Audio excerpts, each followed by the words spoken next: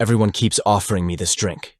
I had recently transplanted my life to a mid-sized town in Colorado, a stone's throw away from Denver. Gabrielle, my fiancée, decided to move for my new job as an engineer.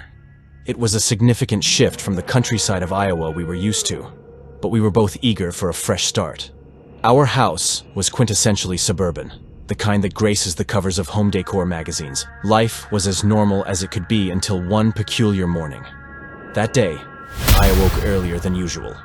The sun was just peeking over the horizon, casting a soft glow through our bedroom window. Turning over, I expected to see Gabrielle, but her side of the bed was empty and in disarray.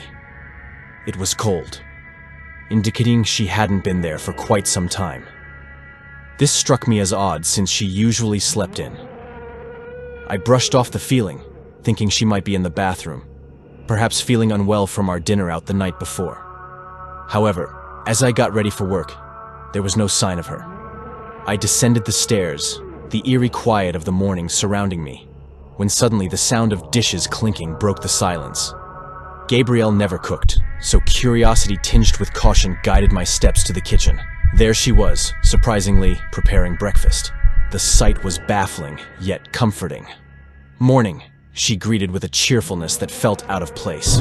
Her attempted cooking was impressive, the meal before me looking like something out of a commercial. Yet, when she kissed me, her lips felt unnaturally cold. She revealed she'd been teaching herself to cook, wanting to surprise me for our anniversary. Despite my confusion and concern, the normalcy of her gesture eased my worries momentarily. That is until she brought over a mug filled with a thick, black sludge, claiming it to be a new health drink she'd tried. The sight of it made my stomach churn, but her enthusiasm and the strange shift in her demeanor when I hesitated were alarming. I excused myself hastily, citing an early meeting, leaving the house with her watching me leave, her wide smile not reaching the coldness in her eyes. Arriving at work, the day took a turn for the surreal.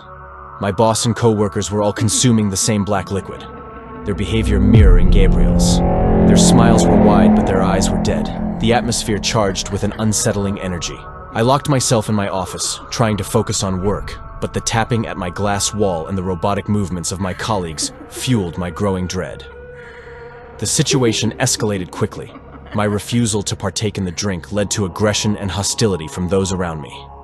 I managed to escape, but not without realizing that something profoundly wrong had taken hold of everyone who drank the liquid. Now, sitting in my driveway, Gabrielle's texts and calls bombard me, her presence at the window both a plea and a threat. What am I to do? My rational mind screams for me to flee, to seek help, but a part of me wonders, originally, if giving in would restore some semblance of normalcy. The thought is as terrifying as it is tempting.